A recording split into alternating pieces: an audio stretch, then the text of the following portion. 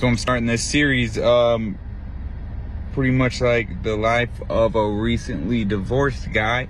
My wife just sat down with me the other day and was like, hey, need to have a talk with you. Things aren't working. I'm not happy. I've already thought about this. Pretty much you're not changing my mind. I'm like, well, fuck. Well, there's a lot more to that, but don't need to bore anyone with the details. But kind of just want to make a series of all the shit I'm about to go through. Being single and kind of on my own for the first time in 8 years. So she's staying in the house. I left, had to go move in with my mom, and got to save up a couple paychecks to get an apartment and everything. We have a 2.5-year-old daughter and 2 stepkids.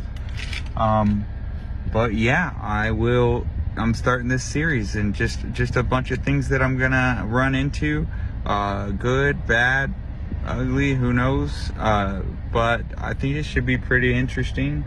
It's kind of a part of people's lives you don't really see publicly, but fuck it, maybe it's like a way for me to kind of vent, and some weird form of therapy.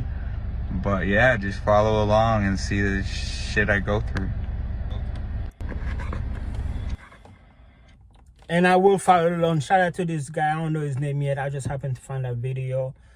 Yeah, you about to go to, you're already going through it, and you are correct when she said his wife made up his mind. She don't want to be married no more, and she already made up her mind.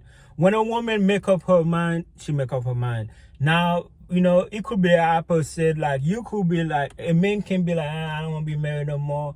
And then she be like, honey, what can I do? What can I change? And then she will change it.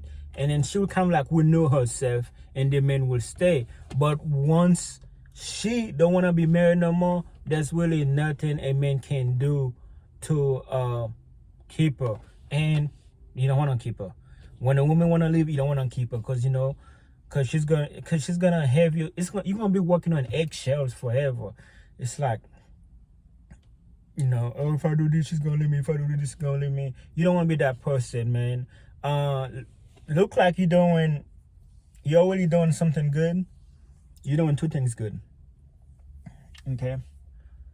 First of all, one, you accepting the fact. Okay, she don't want to be married no more. I moved out. I'm gonna save a couple money to get my apartment. Okay, so you accept the fact.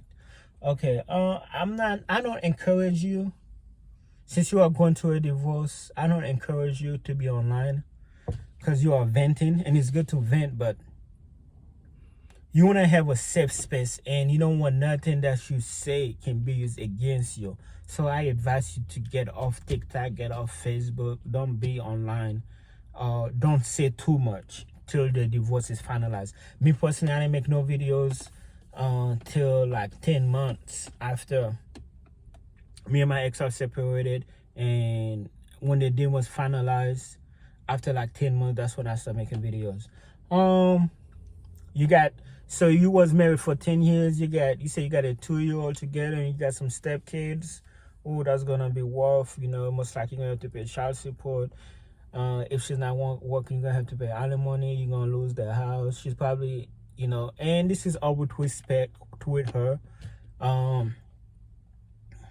That's why I'm always saying, gentlemen, do not get married, because this is the wedding and the marriage is beautiful, but the divorce is so awful and terrible and expensive. Now, you just mentioned you have a house together. Had you not have a house, even if you got kids together, had you not had a house together, it would have been a ship divorce. You most likely wouldn't need a lawyer. You could have filed an uncontested divorce. Basically, all right, we don't want to be married no more. You pay $200-$300, depending on wherever you live, and then it's over. But now when you have a house, you need to hire a lawyer. She's gonna have to hire a lawyer, and then all that stuff. That's when it gets really ugly. Emotionally, you're gonna be screwed. Financially, you're gonna be screwed. Physically, you look like you're in a decent shape. Just keep working out. Mentally, you're gonna be screwed. The only thing on your side is time. Time is the only thing that's gonna help you. And you have a 2-year-old. Oh man, that killed me. You have a baby. Oh, that sucks.